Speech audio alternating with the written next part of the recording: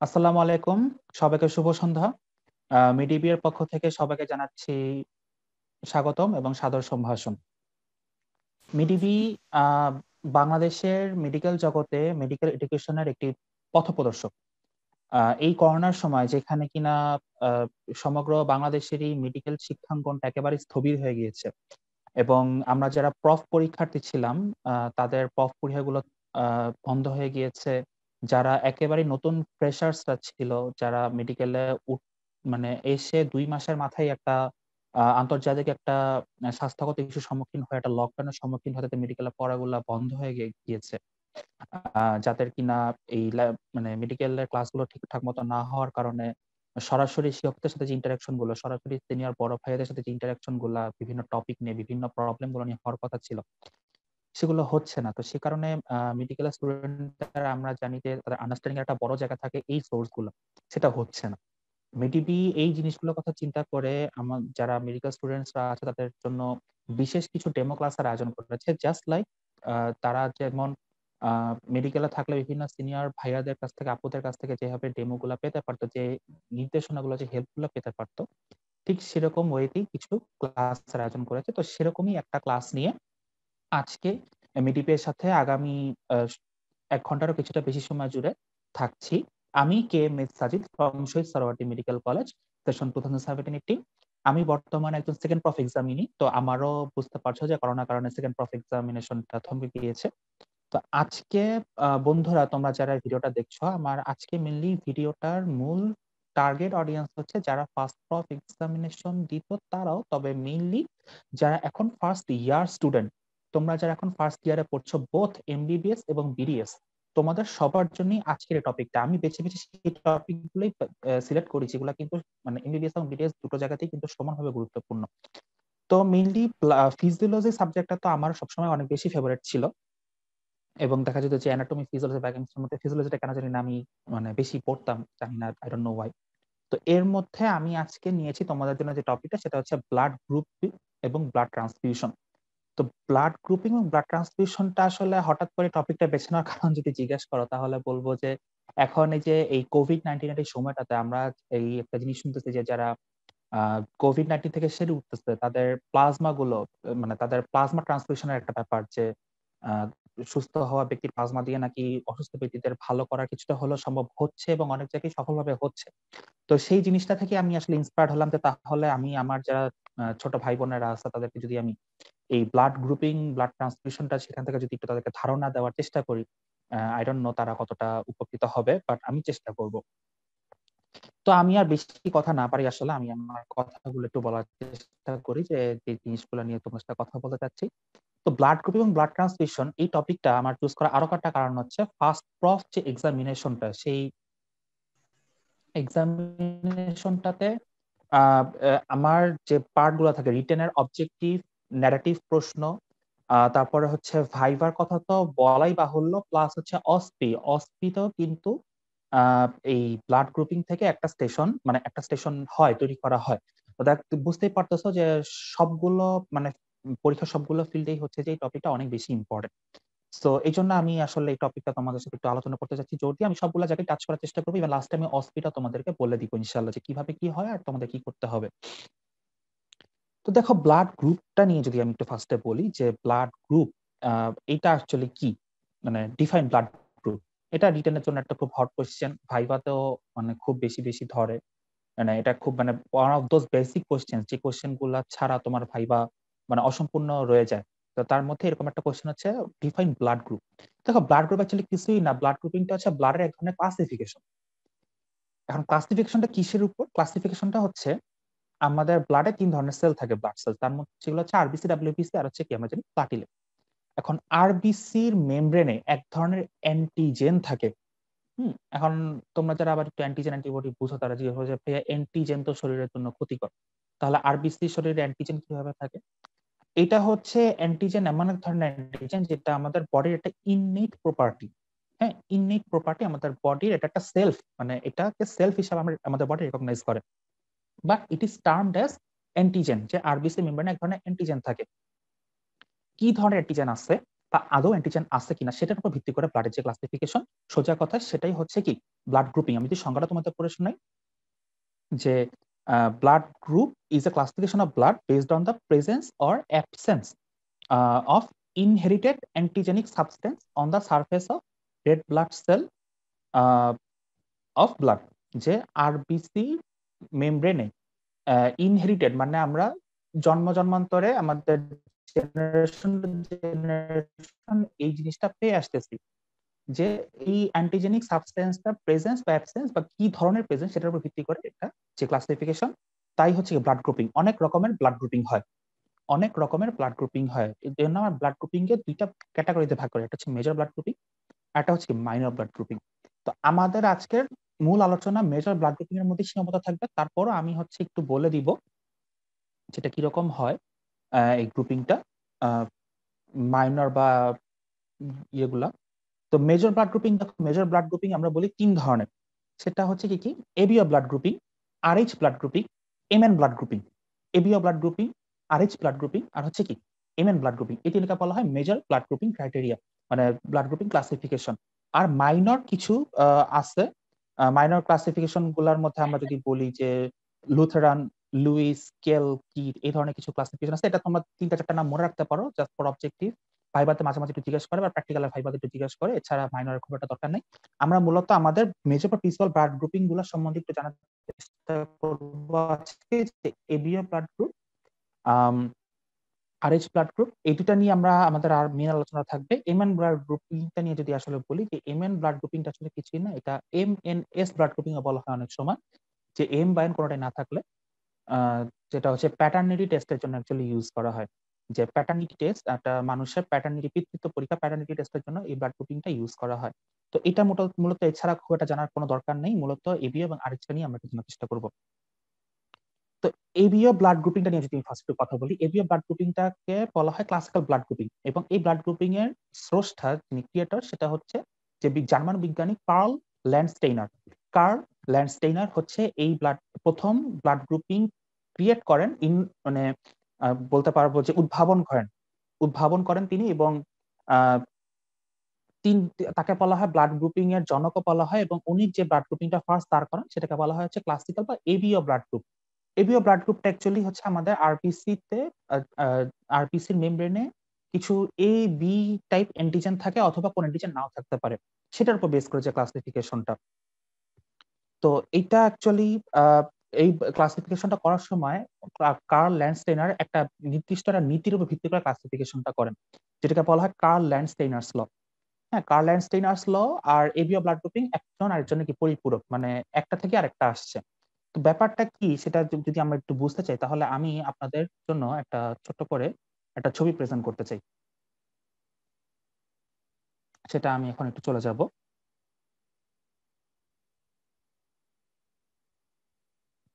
Just give me a minute.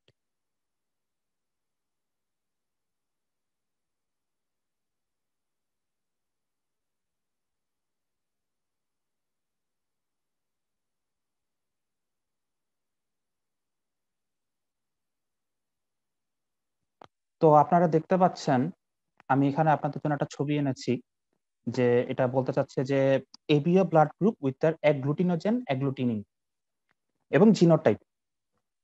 তো এখন আমাদের এবিও ব্লাড গ্রুপিংটা বুঝতে হলে আমাদেরকে বুঝতে হবে অ্যাগ্লুটিনোজেন কি আর অ্যাগ্লুটিনিন কি। সহজ কথায় আপনারা বুঝেন যে অ্যাগ্লুটিনোজেনটা হচ্ছে আমাদের আরবিসি মেমব্রেনে যে অ্যান্টিজেনটা থাকে সেটাকে বলা হয় অ্যাগ্লুটিনোজেন। হ্যাঁ, আর আমরা জানি যে যেমন পজিটিভ চার্জ আর নেগেটিভ চার্জ একজন আরেকজনের সাথে অবশ্যই থাকবে, মানে কোনোখানে যেমন শুধু পজিটিভ চার্জ থাকে না, কোনোখানে যেমন একা নেগেটিভ চার্জও থাকে না, সেরকম আমাদের বডির যে কোনো একটা সিস্টেমে যদি কোনো অ্যান্টিজেন থাকে, তাহলে মানে সেটা যদি ইনহেরেন্ট অ্যান্টিজেন হয়, মানে ইনহেরিট করা অ্যান্টিজেন, তাহলে অবশ্যই সেখানে কি একটা অ্যান্টিবডি প্রেজেন্ট থাকবে। ইটস লাইক পজিটিভ আর নেগেটিভ চার্জ, যেখানে অ্যান্টিজেন আছে সেখানে অবশ্যই কি একটা অ্যান্টিবডি থাকবে, যেহেতু ইনহেরেন্ট অ্যান্টিজেন এটা।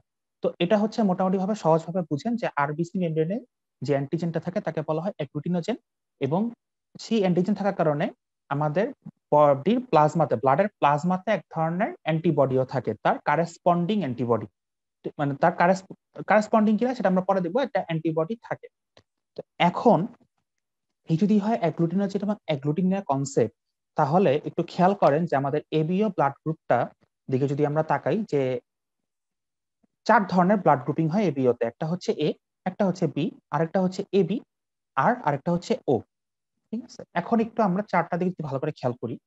যে অ্যাগ্লুটিনোজেন এ ব্লাড গ্রুপের ক্ষেত্রে যেহেতু তার নাম, গ্রুপের নাম এ, সো অ্যান্টিজেনের নাম হচ্ছে এ। বি এর জন্য অ্যান্টিজেনের নাম বি। যেহেতু ব্লাড গ্রুপের নাম এবি, তাহলে অ্যান্টিজেন এ আর বি উভয়ই প্রেজেন্ট থাকবে। আর যে ব্লাড গ্রুপের নাম ও, তার নাম ও, তার নামে এও নাই বিও নাই, সো তার ব্লাডে আরবিসি তে কোনরূপ অ্যান্টিজেন এ বা বি কোনরূপ অ্যান্টিজেন প্রেজেন্ট থাকবে না। এখন আমরা যদি একটু অ্যান্টিবডির দিকে তাকাই, তাহলে খেয়াল করেন এ যে অ্যান্টিজেন এই গ্রুপের ক্ষেত্রে, তার জন্য অ্যান্টিবডি দেখেন আছে বিটা।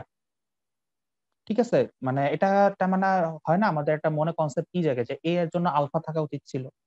ন্যাচারালি তাই, যে এ অ্যান্টিজেনের কারেসপন্ডিং অ্যান্টিবডি হচ্ছে আলফা, কিন্তু সেটা থাকে না, থাকে হচ্ছে কার, বি এর অ্যান্টিজেনের কারেসপন্ডিং অ্যান্টিবডি বিটা থাকে এই গ্রুপের ক্ষেত্রে। খেয়াল করে দেখেন, আমরা যে এই জায়গাটা দেখানো বোঝানোর চেষ্টা করতেছি, এ এর জন্য থাকে হচ্ছে বিটা, আর বি এর জন্য থাকে হচ্ছে আমার আলফা। মানে সর্ট অফ কোনা করি যে বিটার জন্য আমরা মনে হয় যে বি এর জন্য বিটাটা থাকলে ভালো হতো না, ব্যাপারটা এরকম না। এবং এটা কেন, সেটাই আমরা এখন ল্যান্সটিনের সূত্র থেকে জানার চেষ্টা করবো। দেখেন, যখন এ আর বি উভয় অ্যান্টিজেনই আছে, কোনো অ্যান্টিবডি নাই। আর যখন কোন অ্যান্টিজেন নাই, উভয় অ্যান্টিবডি আছে। তো এখন আমি এতগুলা কথা বলতে চাচ্ছি মূলত আমাদের কার্ল ল্যান্ড স্টেইনার যে সূত্রটা দিচ্ছেন, যাকে বলা হয় ল্যান্ড স্টেইনার্স ল, সেই লটা অ্যাকচুয়ালি বোঝার চেষ্টা করব। যে এই ল্যান্ড স্টেইনার্স লটা আমার রিটেনের জন্য খুবই ইম্পর্টেন্ট একটা প্রশ্ন, এবং ভাইভাতে হচ্ছে যে তোমাকে তোমার ব্লাড গ্রুপ অনুসারে কোশ্চেনটা করবে। সেটা পরে আসি, আগে আমরা জানি ল্যান্ড স্টেইনার্স লটা অ্যাকচুয়ালি কি। দেখেন, ল্যান্ড স্টেইনার্স লটা, আমি এই ছবিটা থাকুক, আমি একটু বলি আপনাদেরকে। যে ল্যান্ড স্টেইনার্স লটা হচ্ছে, ল্যান্ড স্টেইনার্স ল এর দুইটা পার্ট আছে। ফার্স্ট পার্টে উনি যেটা বলতে চাচ্ছেন যে ইফ অ্যান অ্যাগ্লুটিনোজেন, মানে অ্যান্টিজেন আর কি, if an agglutinogen is present in the red cell of A blood, মানে আমাদের ব্লাডের রেড সেলে যদি কোনো অ্যান্টিজেন প্রেজেন্ট থাকে, তার কারেসপন্ডিং, মানে the corresponding agglutinin must be absent from the plasma. মানে সাপোজ এই যে এখানে আমরা কি বলতেছি, যে এই যে এখানে আমার ধরো ছকের দিকে যদি আমরা তাকাই, যে এ গ্রুপের জন্য অ্যাগ্লুটিনোজেন বা অ্যান্টিজেন হচ্ছে এ, তো তার কারেসপন্ডিং অ্যান্টিবডিটা আমি বললাম যে আলফা, কিন্তু দেখো আলফাটা কিন্তু তার ক্ষেত্রে থাকে না, তার ক্ষেত্রে থাকে বিটা। তো এটা হচ্ছে ল্যান্সটেইনার বলতে চাচ্ছে যে আমার যে অ্যান্টিজেনটা থাকবে তার কারেসপন্ডিং অ্যান্টিবডিটা থাকবে না, অন্য কেউ থাকতে পারে, কিন্তু তার কারেসপন্ডিং যে আলফা সে থাকবে না।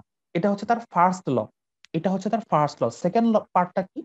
সেকেন্ড পার্টটা এটারই উল্টা কথা, যে যদি কোনো অ্যাগ্লুটিনোজেন বা অ্যান্টিজেন আর বিসি তে অ্যাবসেন্ট থাকে, if agglutinogen is absent in the red cell of the blood, মানে অ্যান্টিজেন যদি অ্যাবসেন্ট থাকে, তাহলে corresponding agglutinin must be present in the plasma. দেখো, আমার আমি এই গ্রুপ দিয়ে একটু বোঝানোর চেষ্টা করি। এই গ্রুপের মধ্যে দেখো অ্যান্টিজেন শুধুমাত্র এ আছে, বি নাই। তো বি অ্যান্টিজেন যেহেতু অ্যাবসেন্ট, দেখো অ্যান্টিবডি বিটা প্রেজেন্ট আছে, অ্যান্টিবডি বিটা প্রেজেন্ট আছে। খেয়াল করতে পারছো যে আমার এই গ্রুপের ক্ষেত্রে অ্যান্টিজেন এ আছে, সো আমার কারেসপন্ডিং অ্যান্টিবডি আলফাটা নাই।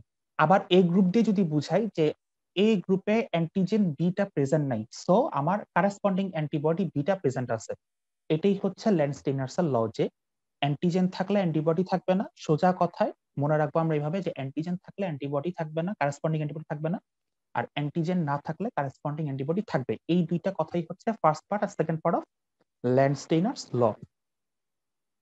এটা আমাদের হচ্ছে যে রিটেনে লিখতে আসে, ভাইভাতে জিজ্ঞাসা করে, কিভাবে করে সেটা আমি জানাচ্ছি একটু পর। তো এবিও ব্লাড গ্রুপ নিয়ে আমরা আসলে অনেকক্ষণ কথা বলে ফেললাম। এবার আমরা একটু আরএইচ ব্লাড গ্রুপটা নিয়ে কথা বলবো, এবং এটা একটা বিশেষ পারপাস আছে যে কারণে আমি কথাটা বলবো।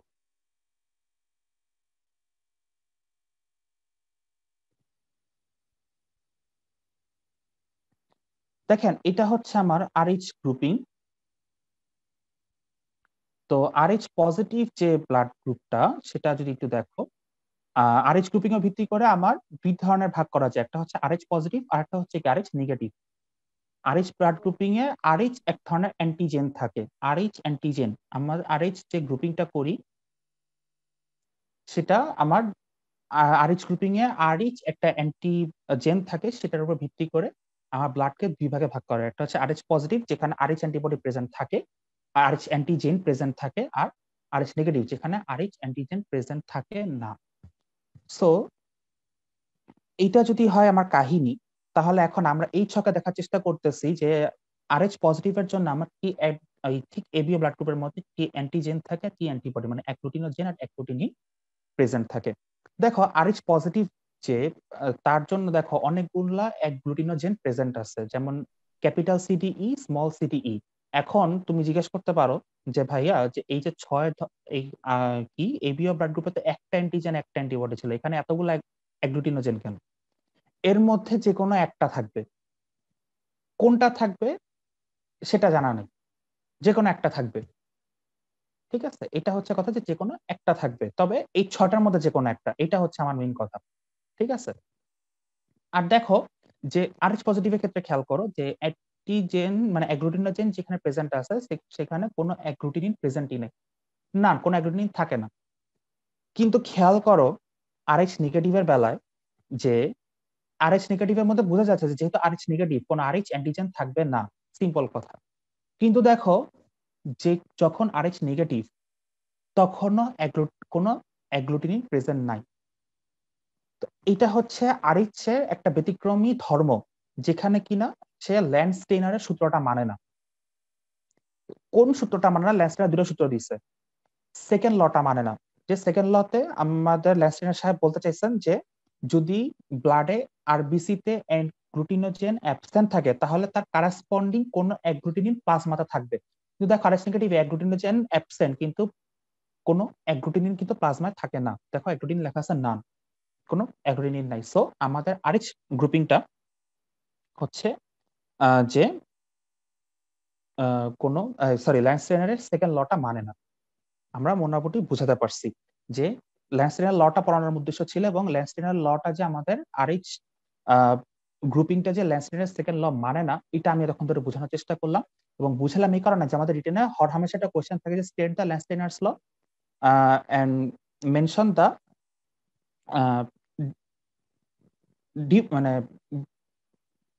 ডিফারেন্সেস ইন ল্যান্ডস্টেইনারস ল, মানে কোন কোন ক্ষেত্রে ল্যান্ডস্টেইনারস লটা মানা হয় না। হ্যাঁ, state the case when Landsteiner's law is not applicable, এই ধরনের কোশ্চেন থাকতে পারে। সো আমরা তখন এই জিনিসগুলো লেখার এবং বলার চেষ্টা করব। আশা করি আমরা বুঝতে পারছি।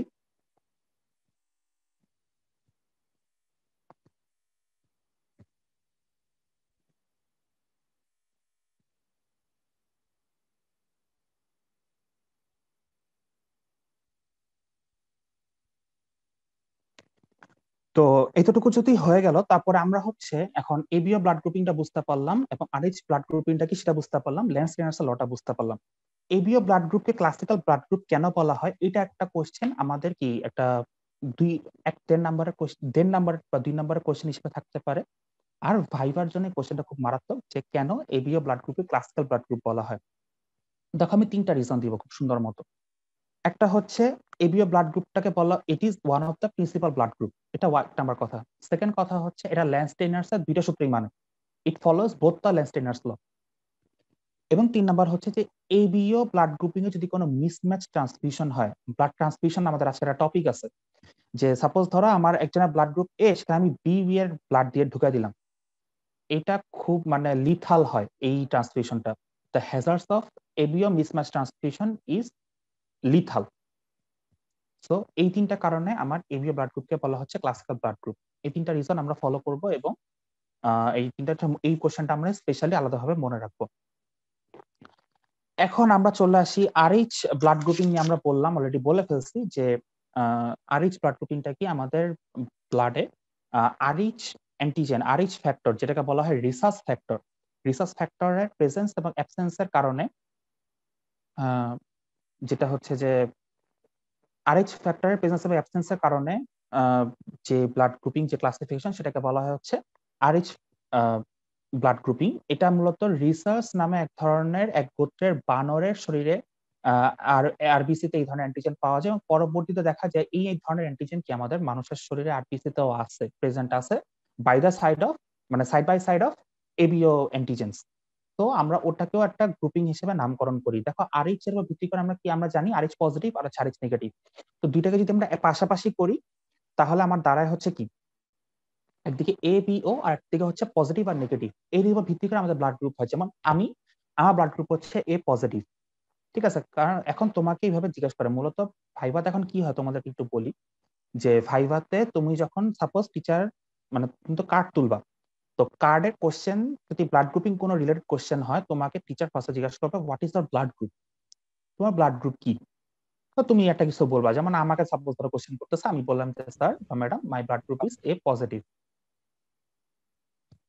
তো তখন তোমাকে জিজ্ঞেস করবে যে explain your blood group, explain your blood group. এখানে তোমার কয় ধরনের গ্রুপিং আছে, মূল কোশ্চেনটা হচ্ছে কয় ধরনের গ্রুপিং আছে, তোমাকে বলবে যে এক্সপ্লেইন ইওর ব্লাড গ্রুপ। তখন তুমি বলবে যে sir according to the ABO blood grouping there is presence of antigen A in my RBC, so my blood group is A, and according to RH grouping there is presence of RH antigen in my RBC membrane, that's why my blood group is A positive। তোমাকে কথাটা কিন্তু এইভাবে সাজায় বলতে হবে, ঠিক আছে? এইভাবে কিন্তু তোমাকে যদি জিজ্ঞেস করে যে এক্সপ্লেন ইওর ব্লাড গ্রুপ ভাইবাতে, তুমি কিন্তু এইভাবে এক্সপ্লেনটা করবা। সো আমরা তাহলে বুঝতে পারলাম এই জিনিসটা হচ্ছে ভাইবার, মানে তোমার ব্লাড গ্রুপিং এর কোশ্চেন ভাইবাতে শুরু হয় হচ্ছে এভাবে, অলওয়েজ এভরি টাইম প্রত্যেকটা মেডিকেল কলেজে, যে what is the blood group, explain your blood group, এভাবে যাবে। তো এটা যখন হয়ে গেল, এখন আমরা যে টপিকটা আসতেছি, এই টপিকটা হচ্ছে মোস্ট ইম্পর্টেন্ট, সেটা হচ্ছে আরএইচ ইনকম্প্যাটিবিলিটি। এখন সাপোজ ধরো আমি তো এই পজিটিভ, ঠিক আছে, ম্যাক্সিমাম ক্ষেত্রেই ওই জাকেট ছকগুলোতে আমরা একটা জিনিস দেখি নাই বা আমি বলি নাই, এটা হচ্ছে মানে আরএইচ পজিটিভ এর প্রিফারেন্স অনেক বেশি। হ্যাঁ, যারা আমাদের আশেপাশে থাকাইলে সবই positive, A positive, B positive, AB positive, O positive, সবই পজিটিভ দিয়ে ভরা। নেগেটিভ সাধারণত প্রিফারেন্সটা খুব কম আমাদের দেশে এবং আমাদের এই সাবকন্টিনেন্টাল ইভেন কন্টিনেন্টাল এরিয়াতেই অনেক কম। দেখবা যে ম্যাক্সিমাম ক্ষেত্রে যারা সন্ধানীতে কাজ করে এবং বিভিন্ন মানে ব্লাড ডোনেশন গ্রুপের সাথে যুক্ত, যে নেগেটিভেরই মানে মনে করো যে খোঁজাখুঁজি চলে বেশি, মানে ওরাই খুব বেশি অসাধ থাকে যে এ নেগেটিভ, ও নেগেটিভ। এখন তো আরো মনে করো কোভিড-19 এর সময় যে প্লাজমার ডোনেশন একটা ব্যাপার, দেখা যাচ্ছে নেগেটিভ ব্লাডের প্লাজমাই হচ্ছে যে একেবারে মনে করো যে পাওয়াই যাচ্ছে না। তো এই এই জন্য সাপোজ ধরো ভাইভাতে কেউ যদি, এখানে আমার যারা ভিডিওটা দেখতেছো তোমরা, কেউ যদি নেগেটিভ হয়ে থাকো খুব সাবধান, কারণ যদি টিচাররা একটা নেগেটিভ স্টুডেন্ট পায়, আরএইচ নেগেটিভ আছে, তখনই সাথে সাথে যে কোশ্চেনটা করবে সেটা হচ্ছে, আমি যেটা বলবো Rh incompatibility. What is Rh incompatibility? Incompatibility শব্দের অর্থ, কম্প্যাটিবিলিটি মানে হচ্ছে একজন আরেকজনের সাথে খাপ খাওয়ানোর ক্ষমতা, যে একটা জিনিস আরেকটা জিনিসের সাথে কত ভালোভাবে মিক্সড থাকতে পারবে, খাপ খাইয়ে চলতে পারবে, সেটাকে বলা হয় হচ্ছে কম্প্যাটিবিলিটি। ইনকম্প্যাটিবিলিটি মানে হচ্ছে খাপ না খাওয়াতে পারার ক্ষমতা। তখন আরএইচ ইনকম্প্যাটিবিলিটিটা কিরকম, যে তোমাকে যদি জিজ্ঞেস করা হয় what do you mean by Rh incompatibility, বা যদি লিখতে আসে, তুমি বলবা হচ্ছে, মানে কনসেপ্টটা হচ্ছে যে যদি একটা আরএইচ পজিটিভ ব্লাডের সাথে একটা আরএইচ নেগেটিভ ব্লাড মিক্সড হয়, দ্যাট মিনস কোন আরএইচ নেগেটিভ রিসিপিয়েন্ট, একটা আরএইচ নেগেটিভ মানুষ, তুমি যদি তার শরীরে আরএইচ পজিটিভ ব্লাড প্রবেশ করো, দেন ওই মানুষটার শরীরে যে ইনকম্প্যাটিবিলিটি দেখা দিবে, একটা রিজন। সেকেন্ড কথা হচ্ছে কোন আরএইচ নেগেটিভ মম, আরএইচ নেগেটিভ মায়ের শরীরে যদি আরএইচ পজিটিভ সন্তানের জন্ম হয় এবং সেখান থেকে তার শরীরে যে ইনকম্প্যাটিবিলিটি দেখা দেয়, এই দুই ধরনের ইনকম্প্যাটিবিলিটিকে একত্রে বলা হয় আরএইচ ইনকম্প্যাটিবিলিটি। এখন একটা সম্পূরক প্রশ্ন হতে পারে যে ভাইয়া আপনি বললেন যে আরএইচ নেগেটিভ মানুষের শরীরে যদি আরএইচ পজিটিভ ব্লাড ঢোকানো হয় তাহলে ইনকম্প্যাটিবিলিটি হবে। ভালো কথা।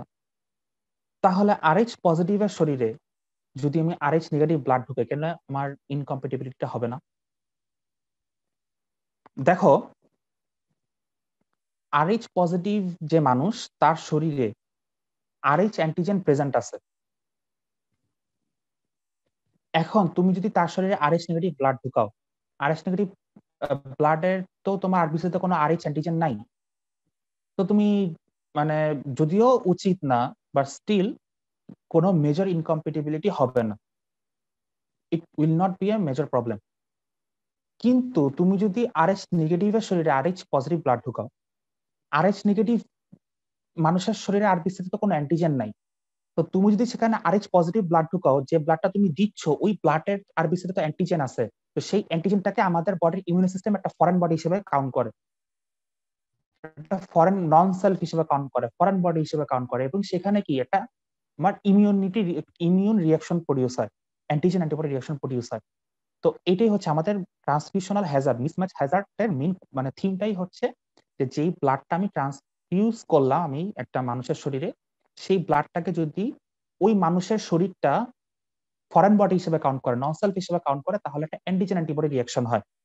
এটাই হচ্ছে মূলত মিসম্যাচ ট্রান্সফিউশনের মূল থিম। তো এখন আমার তো আরএইচ পজিটিভ মানুষের শরীরে তো অলরেডি অ্যান্টিজেন প্রেজেন্ট আছে, তো সেটা তো তার জন্য সেলফ। আর আরএইচ নেগেটিভ ব্লাডে তো যদি আমি প্রবেশ করে সেটা তো অ্যান্টিজেন নাই, তো আমার অ্যান্টিজেন অ্যান্টিবডি রিঅ্যাকশন হচ্ছে না।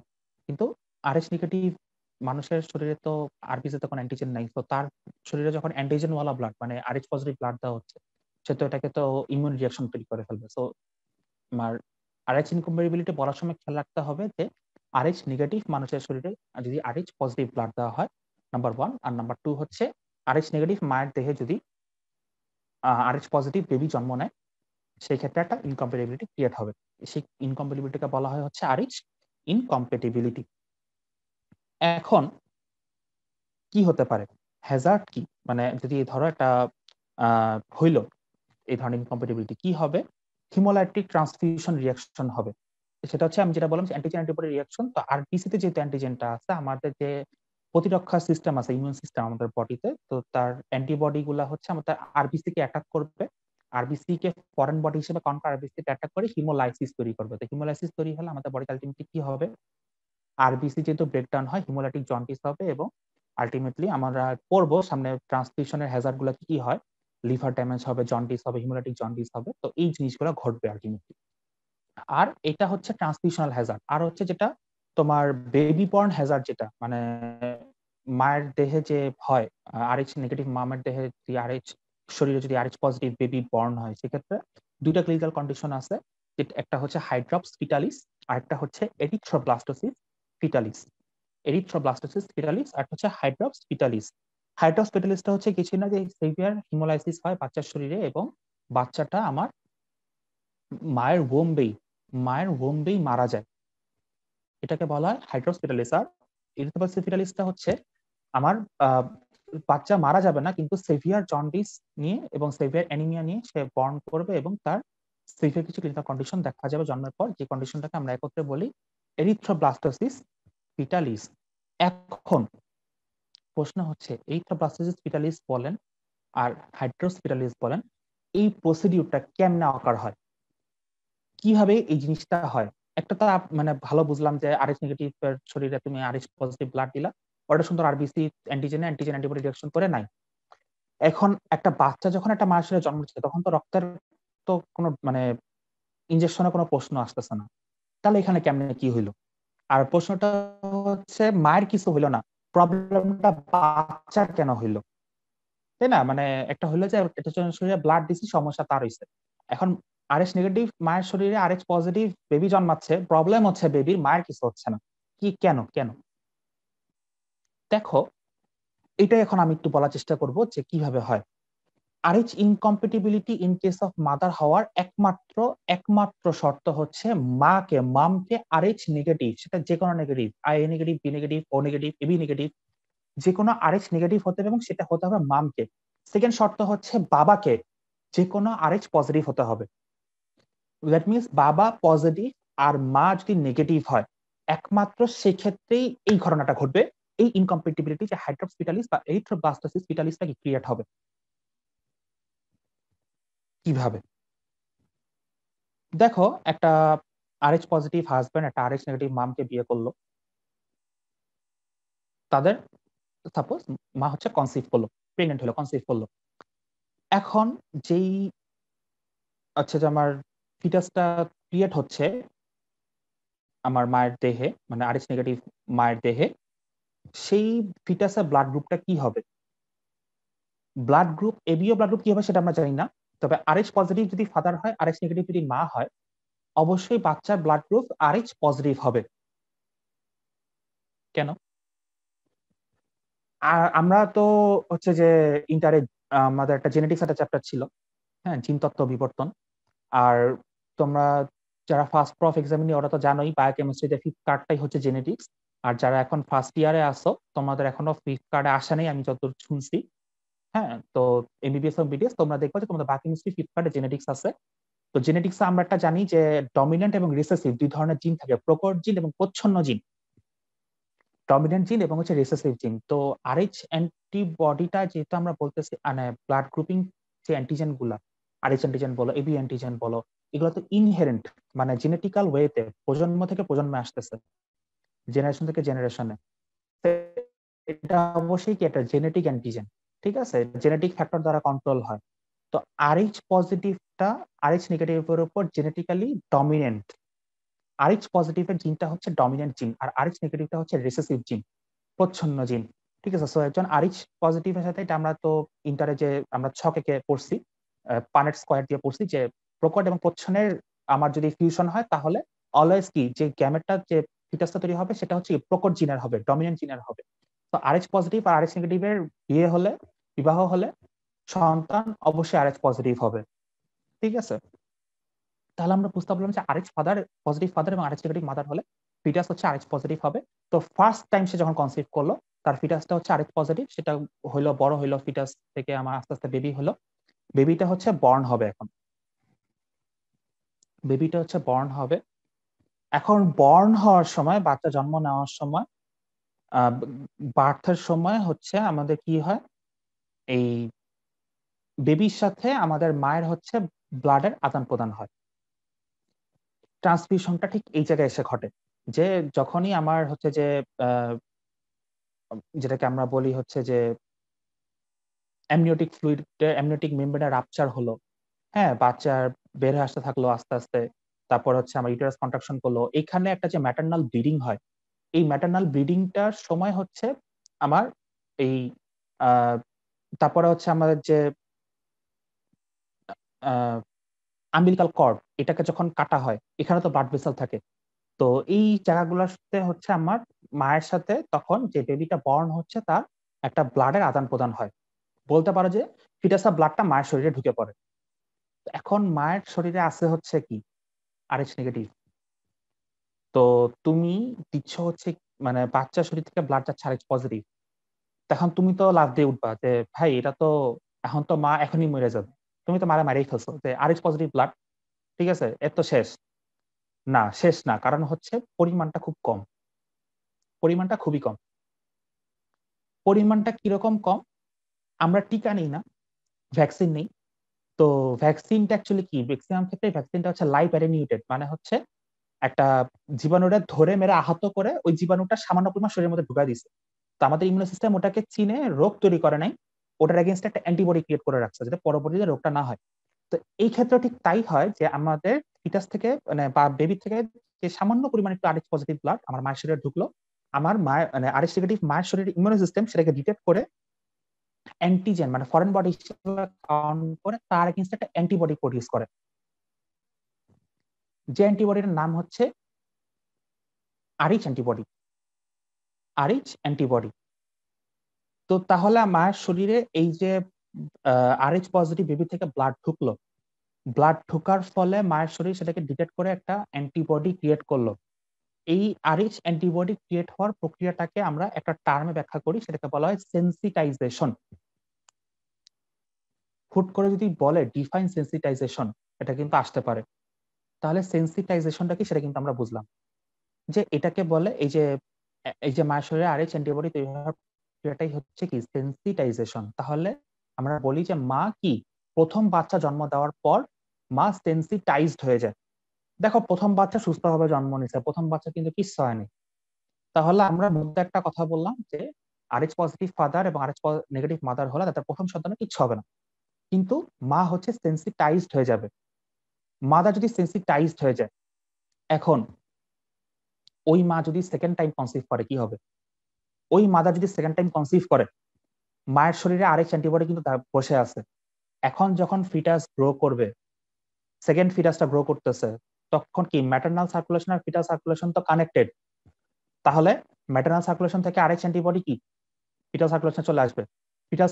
Fetal blood always Rh positive, Rh antibody আসতেছে মায়ের শরীর থেকে, শেষ। সেভিয়ার হিমোলাইসিস হবে, হ্যাঁ সেভিয়ার হিমোলাইটিক জন্ডিস হবে, বা যদি কপাল খারাপ হয় বাচ্চা যদি মায়ের গর্ভে মারা যায় ওই কন্ডিশনটাকে হবে হাইড্রোস্পিটালিস। আর যদি বাচ্চা কোনোভাবে জন্মও নেয়, এত বেশি হিমোলাইসিস হবে, আরবিসি এত বেশি ব্রেকডাউন হবে যে ওই আরবিসি ব্রেকডাউনকে কম্পেনসেট করার জন্য আমার রেড বোন ম্যারো বেশি বেশি এরিথ্রোব্লাস্ট তৈরি করা শুরু করবে। ওটার সাথে গদিতে পারতেছে না, যেই গতিতে আরবিসি ভাঙতেছে ওই গতির সাথে খাপ খাওয়ায় আমার রেড বোন ম্যারো সেই রেটে আরবিসি তৈরি করতে পারতেছে না, ফলে কি হচ্ছে এরিথ্রোব্লাস্ট তৈরি করতেছে, ইমম্যাচিওরড আরবিসি সেল তৈরি করতেছে। ফিটাল সার্কুলেশনে এরিথ্রোব্লাস্টের আধিক্য বেড়ে যাচ্ছে। তো এই জায়গাটাই, এই কারণে এই কন্ডিশনটাকে বলা হয় এরিথ্রোব্লাস্টোসিস ফিটালিস, ফিটাসের এরিথ্রোব্লাস্টের এক্সেসিভ প্রেজেন্স। তো এখন কি হয় ক্লিনিক্যাল কন্ডিশন গুলা, যে আমার জন্ডিস ডেভেলপ করে বার্থের সময় বা 24 ঘন্টার মধ্যে, হিমোলাইটিক অ্যানিমিয়া তো আছেই, হিমোলাইটিক অ্যানিমিয়া থেকেই হচ্ছে হিমোলাইটিক জন্ডিস অ্যাকচুয়ালি ডেভেলপ করে, সেখান থেকে কার্নিক টেরাস ডেভেলপ করতে পারে। সেটা কি, যে জন্ডিসের যে বিলিরুবিনের কনসেন্ট্রেশন তো বেড়ে, জন্ডিস মানে বিলিরুবিনের কনসেন্ট্রেশন বেড়ে যাও, সেই বিলিরুবিনের এক্সেসিভ বিলিরুবিন আমাদের ব্রেনের বেজাল গ্যাংলিয়ার মধ্যে ডিপোজিশন হয়, যে ব্লাড ব্রেন ব্যারিয়ার, বাচ্চা ফিটাস বা নিউবর্ন বেবির ব্লাড ব্রেন ব্যারিয়ার এতটাই স্ট্রং থাকে না, সো ব্লাড ব্রেন ব্যারিয়ারকে ক্রস করে হচ্ছে আমার এই বিলিরুবিন গুলো আমাদের ব্রেনের বেজাল গ্যাংলিয়া ডিপোজিট হয় এবং কি নার্ভ ব্রেন ড্যামেজ করে। এই কন্ডিশনটাকে বলা হয় কার্নিক টেরাস। কার্নিক টেরাস তো হয়, লিভার ড্যামেজ হয়, কারণ অনেক বেশি বিলিরুবিন এটাকে মেটাবলাইজ করতে পারে না, বাচ্চার লিভার এতটাও স্ট্রং না, এবং আলটিমেটলি কি এরিথ্রোপ্লাস্টিস ফিটালিসার বাচ্চা খুব বেশি দিন বাঁচে না, মারা যায়, যদি না মানে যদি খুব সেভিয়ার এরিথ্রোব্লাস্টোসিস হয় আর কি, বাচ্চাকে বাঁচানো যায় না। তো এখন এত কিছু তো শুনলাম, তো তোমরা যারা নিব্বা আসো ফার্স্ট ইয়ারে, তোমরা একটা কথা বলতে পারো যে তাহলে এখন ভাই কি আরএক্স নেগেটিভ মেয়েদের কি বিয়ে হবে না? এখন একটা আরএক্স পজিটিভ ছেলে একটা আরএক্স নেগেটিভ মেয়েকে ভালোবেসেই ফেলছে, তাহলে কি এই ভালোবাসার কি কোনো দাম নাই? যে এদের কি আর বিয়ে হবে না, এদের কি ভালোবাসা বৃথা হয়ে যাবে? না রে ভাই, মেডিকেল সায়েন্স এতটাও নির্দয় না, তোমাদের জন্য আসার খবর আছে। তো এটাই হচ্ছে কোশ্চেন, তাহলে এটা প্রিভেনশন কি? এখন যদি কোনো কারণে আরএক্স পজিটিভ ছেলের সাথে আরএক্স নেগেটিভ মেয়ের বিয়ে হয়ে যায়, ভালোবাসা হয়েই যায়, তাহলে এখন কি করব? করবা হচ্ছে যেটা, সেটা হচ্ছে যে প্রথম সন্তানে তো পারান, ঠিক আছে, ওটা ফার্স্ট কনসেপশনে কোনো সমস্যা নাই, ওটার মতো হইতে দাও, কোনো সমস্যা নেই। ফার্স্ট সন্তান জন্ম হওয়ার 72 ঘন্টার মধ্যে একটা অ্যান্টি-ডি ইনজেকশন নিতে হবে। অ্যান্টি-ডি ইনজেকশনটা কি?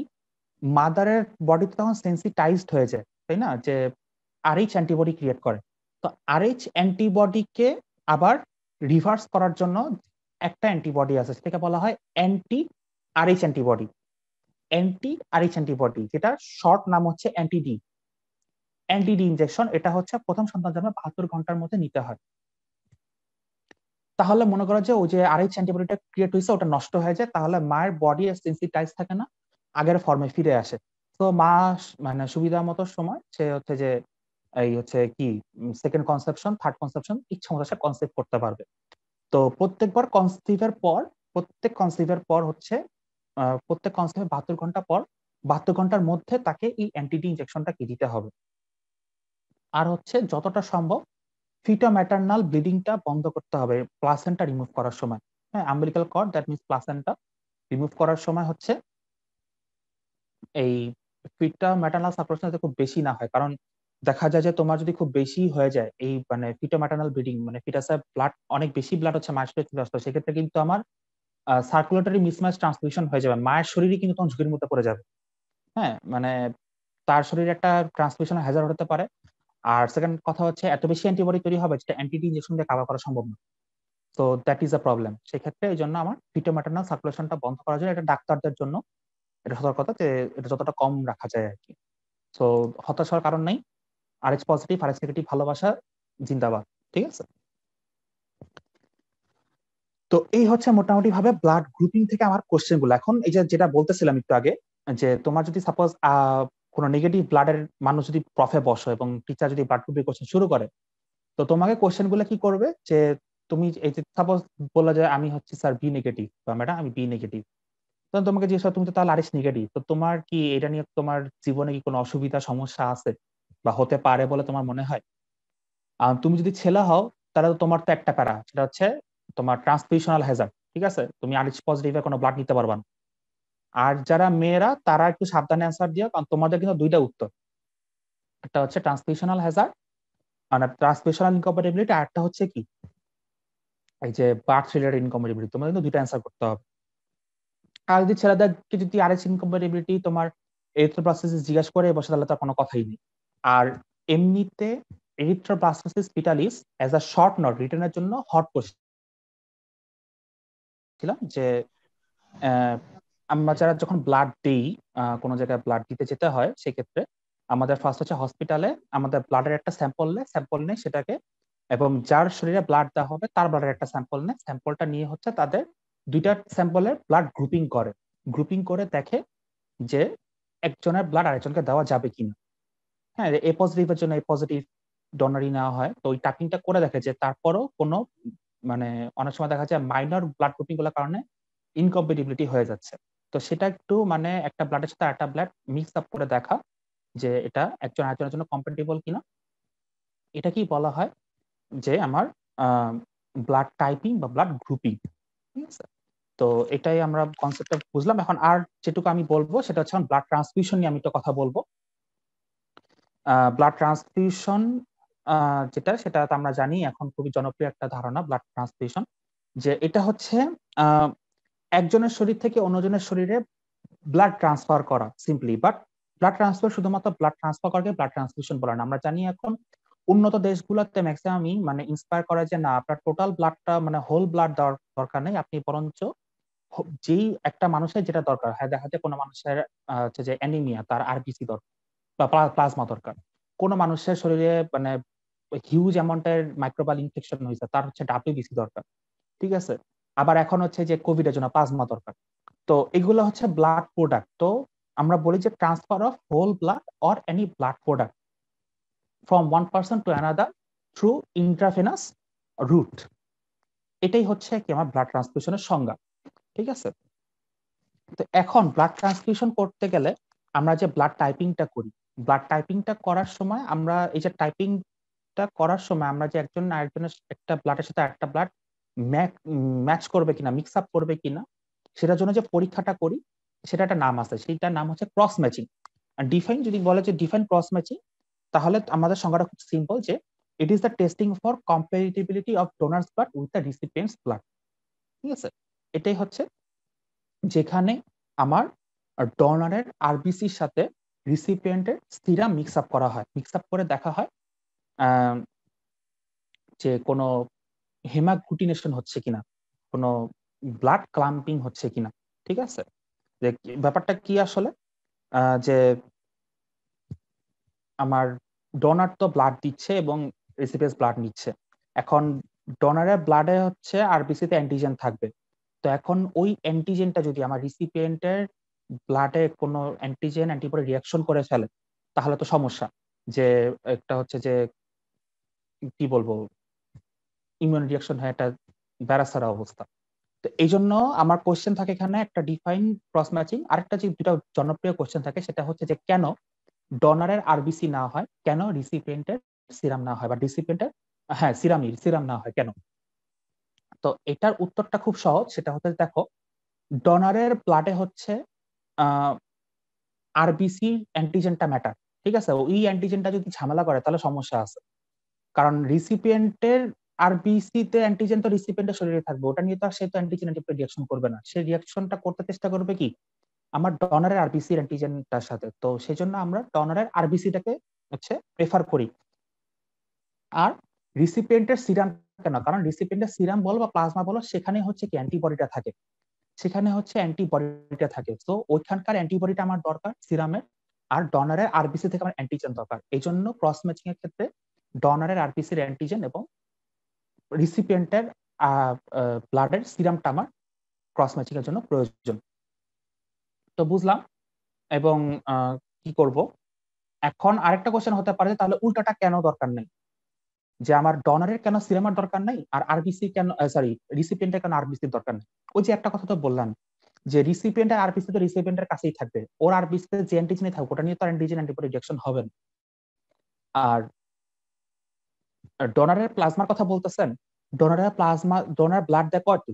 আমরা এক একবারে যখন ব্লাড দিই, এক ব্যাগ করে ব্লাড দিই, এক ব্যাগে থাকে হচ্ছে 450 ml ব্লাড মাত্র, আর আমাদের শরীরে ব্লাড আছে 5-6 লিটার। তো ওই টুক ব্লাডের প্লাজমা বলো সিরাম বলো আমাদের শরীরে পুরো ডাইলিউট হয়ে যাবে। তো ওইটার প্লাজমায় কিছু থাক যদি অ্যান্টিবডি সমস্যাও করে, ওইটা তোমার হচ্ছে রিসিপিয়েন্টের শরীরে কোনো প্রভাব ফেলবে না, কারণ ওটা একেবারে ডাইলিউট হয়ে নষ্ট হয়ে যাবে। এই জন্য আমার ডোনারের আরবিসি দরকার আর রিসিপিয়েন্টের কি সিরাম দরকার। ঠিক আছে, এখন ব্লাড ট্রান্সফিউশন বুঝলাম, ক্রস ম্যাচিং বুঝলাম। এখন যেটা আমরা পড়বো যে মিসম্যাচ ট্রান্সফিউশন, যে কেন আমার এই যে ট্রান্সফিউশনটা যদি হয়, মিসম্যাচ হলে যদি উল্টাপাল্টা ব্লাড দিয়ে কি সমস্যা হতে পারে। যে সাপোজ ধরো এর শরীরে বি এর ব্লাড ঢুকে দিলাম, বা পজিটিভের শরীরে নেগেটিভ ব্লাড ঢুকে দিলাম, আর নেগেটিভের শরীরে পজিটিভ ব্লাড ঢুকে দিলাম, তো কি হতে পারে। তো দেখো, ট্রান্সফিউশনাল হ্যাজার্ড যদি আমরা বলি, মিসম্যাচ ট্রান্সফিউশনাল হ্যাজার্ড, তো এটাকে আমরা দুটা ভাগে ভাগ করি। একটা হচ্ছে ইমিডিয়েট ইফেক্ট আর একটা হচ্ছে কি ডিলেইড ইফেক্ট। তো আমি যদি ইমিডিয়েট ইফেক্ট গুলো তোমাদেরকে একটু বলি, এটা হচ্ছে মুখস্থের বিষয়, এটা রিটার্নের জন্য বেশি ইম্পর্টেন্ট। শিভারিং এবং শিভারিং অ্যান্ড রেস্টলেসনেস, মানে শরীর কাঁপুনি দিবে এবং অস্থিরতা দেখা দিবে।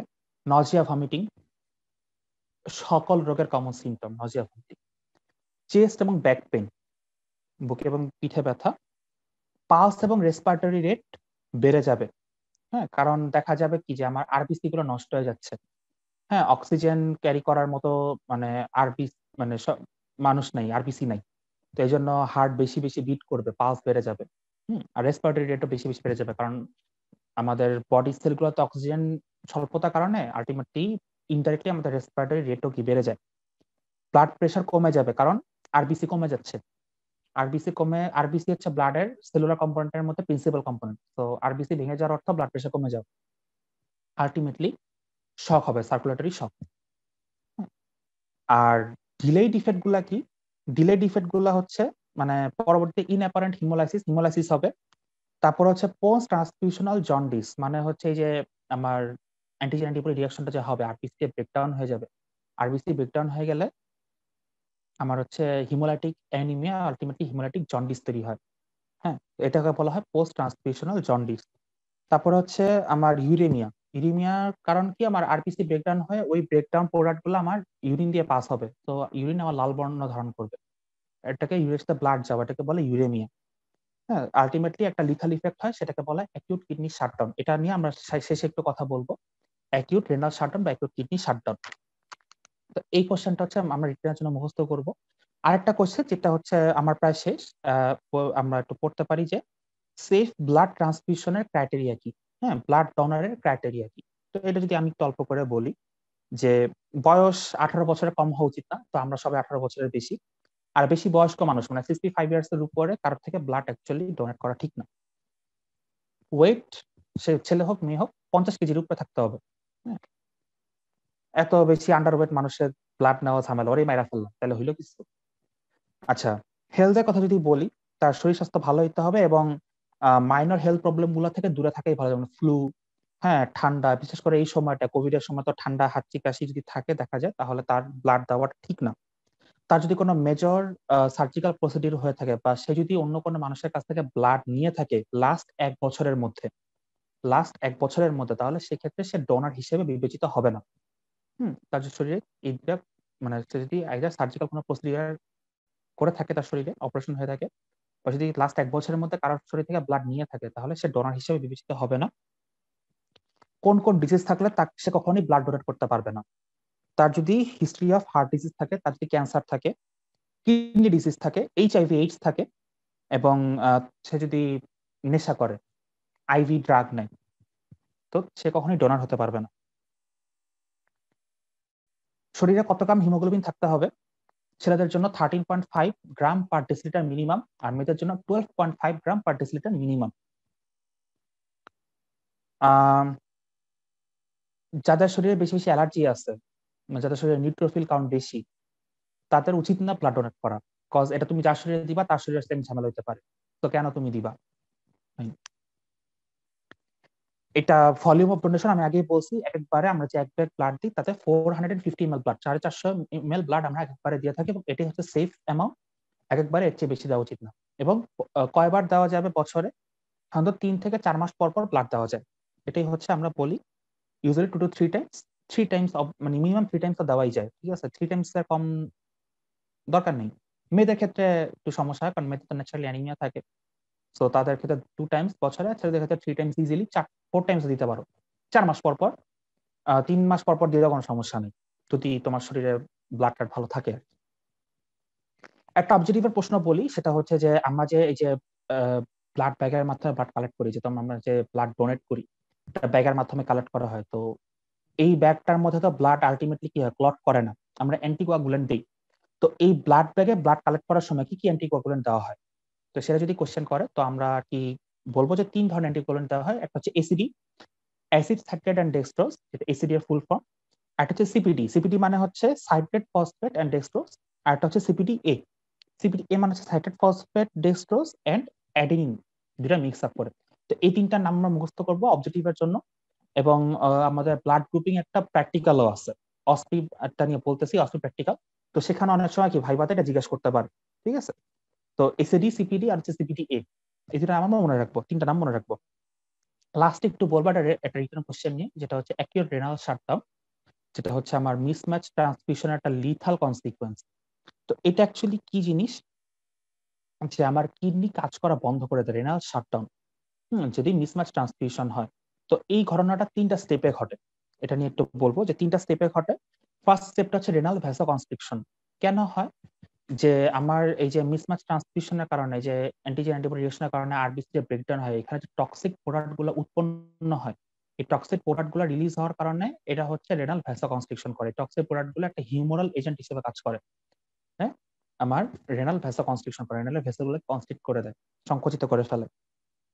নেক্সট হচ্ছে সার্কুলেটরি শক, যে আমার তো আরবিসি ব্রেকডাউন হচ্ছে, তো আমার কিডনিতে তো ব্লাড সাপ্লাই হচ্ছে না, কিডনিতে ব্লাড সাপ্লাই হচ্ছে না, রেনাল ব্লাড ফ্লোটা হচ্ছে না, মানে যেটা হচ্ছে আমার কিডনির যে আমার ছাকনি পারপাসে যে ব্লাডটা, ওইটাও আসতেছে না। তো আলটিমেটলি আমার রেনাল ব্লাড ফ্লো কমে যাচ্ছে, এটাকে আমরা রেনাল সার্কুলেটরি শক বলতে পারি। আলটিমেটলি হচ্ছে রেনাল টিউবুলার ব্লকেজ হবে। কেন? এই যে এক্সেসিভ হিমোলাইসিস হওয়ার কারণে আমার তো আরবিসি ভেঙে হিমোগ্লোবিন বের হয়ে যাচ্ছে। তো হিমোগ্লোবিন বের হয়ে যাওয়ার কারণে হিমোগ্লোবিন আমার কি হয়, আমার হিমোগ্লোবিনের খুব ছোট একটা উপাদান, এটাকে তো আমার আর মানে কিডনির যে গ্লোমেরুলাস বোমাস ক্যাপসুল, এটা তো ফিল্টার করে আটকে রাখতে পারে না, এরা হচ্ছে ফিল্টার হয়ে রেনাল টিউবুলস এর মধ্যে ঢুকে যায়। রেনাল টিউবুলস এর মধ্যে ঢুকে গিয়ে হচ্ছে হয় মহাবিপদ, ওখানে গিয়ে তো আর ওইটা আর বাইরে হয় না, হিমোগ্লোবিন ওখানে গিয়ে আটকে যায়, রেনাল টিউবুলস গুলোকে ব্লক করে দেয়। সো এই যে ব্লক গুলো করে দিল, এই থার্ড স্টেপে হচ্ছে আমার কিডনি কাজ করা বন্ধ করে দেয়। এটাকে বলা হয় অ্যাকিউট রেনাল শাটডাউন বা অ্যাকিউট কিডনি শাটডাউন। এটা 1 সপ্তাহ থেকে 12 দিনের মধ্যে এই পুরো প্রসেস গুলো ঘটে এবং আলটিমেটলি মানুষটা কি মারা যায়। সো আমরা কখনোই ব্লাড না বুঝে না জেনে দিব না। লাস্টে অস্পিটা নিয়ে একটু বলে শেষ করি, সেটা হচ্ছে যে অস্পি ব্যাপারটা কিভাবে হয়। তোমার অস্পিতে থাকে হচ্ছে যে identify the group of the identify the blood group the given sample. অস্পিতে তো অস্পিনিয়াম তো তোমরা জানবা ইনশাল্লাহ সামনে। তো স্টেশনটা যেটা থাকে সেখানে হচ্ছে তোমার কি হয়, একটা ব্লাডের একটা বড় টেস্ট টিউব থাকে, সেখানে একটা ড্রপার থাকে, আর তোমার সামনে অজস্র হচ্ছে আমার 2-3 ধরনের অ্যান্টিজেন। একটা হচ্ছে এ, মানে এ অ্যান্টিজেন, একটা হচ্ছে বি অ্যান্টিজেন, আর একটা হচ্ছে আরএইচ অ্যান্টিজেন। এ এর সাধারণত নীল রঙের, এ অ্যান্টিজেনের কালার, বি এরটা হয় ইয়েলো রঙের, আর আরএইচ অ্যান্টিজেনের কালার হয় কালারলেস। আমরা কি করি, ওই একটু সংক্ষেপে বলতেছি, তোমরা তো এখনো দেখো ল্যাব, মানে কলেজ স্কুল ল্যাব এটা করবা, যে একটা স্লাইড নিয়ে তার মাঝখানে দাগ টেনে আমরা 2 ড্রপ ব্লাড ফেলি, একটা ড্রপের উপরে মার্কার।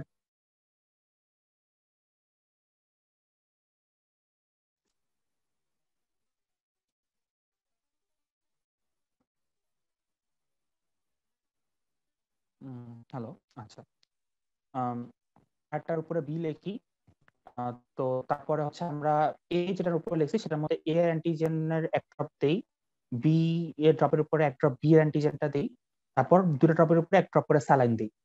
আর যেটা হচ্ছে আমার আরএইচ এর আইডেন্টিফিকেশনের জন্য আমরা আরেকটা স্লাইডের উপরে হচ্ছে আরেক ড্রপ ব্লাড নিয়ে সেটার উপর আরএইচ অ্যান্টিজেনটা দিই, তার উপর 1 ড্রপ স্যালাইন দিই। এইটুকু করে তারপর হচ্ছে আমরা আরেকটা পরিষ্কার স্লাইড নিয়ে ওই ড্রপ গুলাকে ভালো করে মিক্স করি। হ্যাঁ, মিক্স করে দেখানো পর্যন্ত হচ্ছে আমার অস্পি। আর প্র্যাকটিক্যালের জন্য তোমার হচ্ছে যে করতে হয় যে এটাকে একটু রেখে দিতে হয়, পরে হচ্ছে মাইক্রোস্কোপের নিচে দেখতে হয় যে কোন ড্রপটা ক্লাম্প করছে। হ্যাঁ, যদি দেখা যায় যে আমার এ অ্যান্টিজেন দিছি যে ড্রপটার উপরে সেই ড্রপটা ক্লাম্প করছে, তাহলে বুঝতে হবে ওটা গ্রুপ এ না, ওটা গ্রুপ হচ্ছে বি। আর আরএইচ এর ড্রপটা যদি ক্লাম্প করে তাহলে বুঝতে হবে ওটা আরএইচ নেগেটিভ, আর ক্লাম্প না করলে আরএইচ পজিটিভ। তো এটা সংক্ষেপে বললাম, তো এটা তো ল্যাবে করলে আরো ডিটেইলে বুঝতে পারবা। তো মোটামুটি আমার আজকের টপিকটা এই পর্যন্তই ছিল। যে কথাগুলো বললাম রিটেন কোশ্চেনের জন্য, যেগুলো বলছি, আমার একটু কানেকশনের সমস্যা হওয়ার কারণে আমি একটু প্রবলেম হচ্ছিল।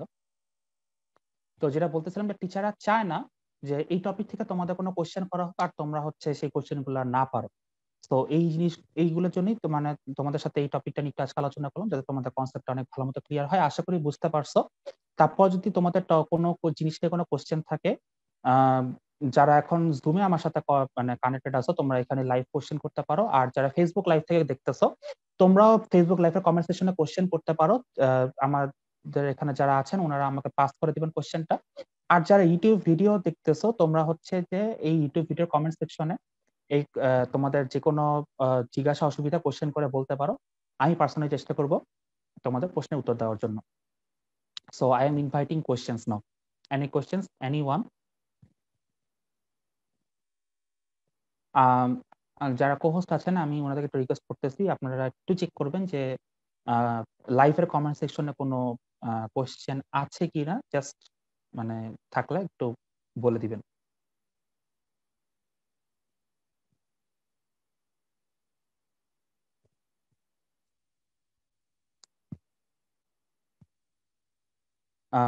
তো এটাই হচ্ছে মানে কথা যে ব্লাড গ্রুপিং এবং ব্লাড ট্রান্সফিউশন এই টপিকটা থেকে আমরা চাইবো যে এই ভিডিও থেকে তুমি পুরোপুরি কনসেপ্টটা ক্লিয়ার করো, এবং এখান থেকে তোমার কোনো কোশ্চেন অ্যাকচুয়ালি আটকানো উচিত না এই ভিডিওটা দেখার পর। তো আমার মনে হয় কোনো কোশ্চেন নাই। সবাইকে অনেক ধন্যবাদ।